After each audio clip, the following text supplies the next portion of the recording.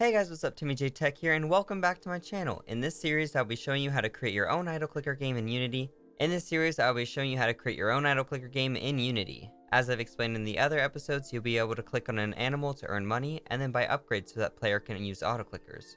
In this episode, I'll be showing you the new feature I've come up with. I'll be implementing it to give this game more substance and life. My goal is to add in a farmer which you can control, and then move over an animal and you'll be able to walk it back to the farm. There's a couple things I'll need to do, including adding a farmer, creating borders so the player can't leave the screen, and then adding functions for the on-enter. We can even add an AI to the animals to make them move around for a challenge. The first thing I'm going to want to do is remove the background elements from the canvas. This is going to make sure that it's not part of the canvas. I can delete the background image and create a new 2D sprite square, and this will be my new background image. Drag and drop my barn there. And we'll want our image to go all the way down here so that we can actually put it onto the screen. And I'll just make this a bit bigger. And the scale will be 2.3 by 2.3. I'll probably just want to move it over a little bit so that it's at the end of the barn. And that's looking pretty good. Maybe just move it down a little bit. If we create a basic square, then we can use this for our player. I'll just call this player. And our square here is going to be a little bit taller. I'll just make it maybe like too tall. And perfect. So now our player can walk around, and we'll make it so that they can only walk left and right. And when they go over the animal, then it will use the function to then remove their health. And we can make them obviously walk back and forth like I said, and then you'll just go over them, and then they'll end up in the barn. I'm going to want to create a new script for the player. This will just add in some basic movements so that we can move left, right. Open up the player. I'm going to make it a little bit easier to read. Here in player, we're going to want to replace update with fixed update, because whenever we're doing any calculations with physics, fixed update is going to be more accurate for all devices. We're going to want 4 variables here. We're going to want a public float move speed, and we can just leave that empty for now. We're going to want a private rigid body 2D. So that's a body 2D, and we'll call this just rigid body. Float move X, and the other is private float move Y. Here in start, we'll say rigid body is going to be equal to get component to rigid body 2D. And in fixed update, we'll say move X is equal to input dot get axes horizontal.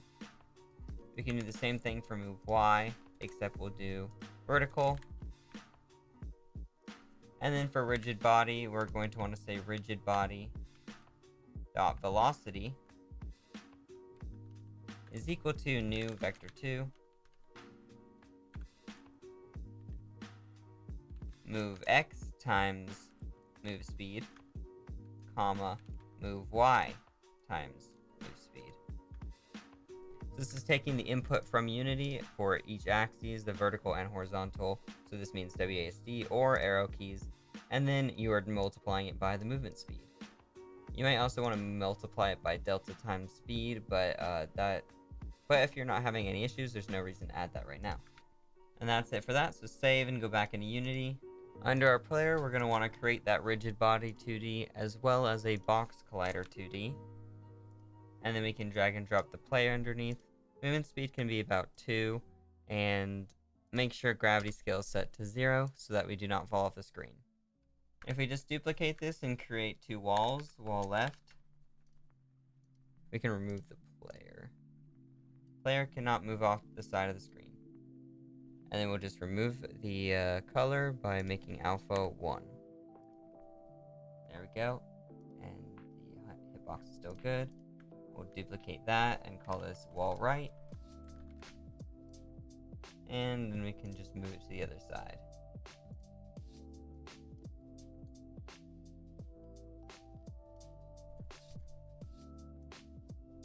Perfect. Alright. So now that we have boundaries and a player that can move around, let's test it all out. Here we go. And now I can move left and right. Seems pretty easy, but I can also move up and down. So I might as well remove that from the code, but I was just showing you that you can move in all directions.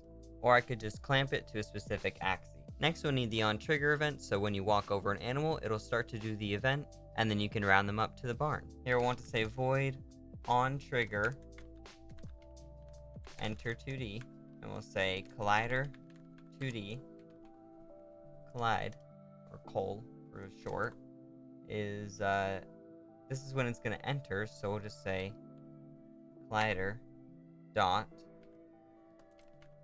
get component, so we get the component of whatever the collider is in, and in the component we'll say animal, and we do want to do something with this, so we'll want to call the damage function. Another important thing we need to do is rename this canvas to UI canvas, and then give the chicken its own UI, because this UI canvas is for overlay, while we need a new one for each animal to be in world space.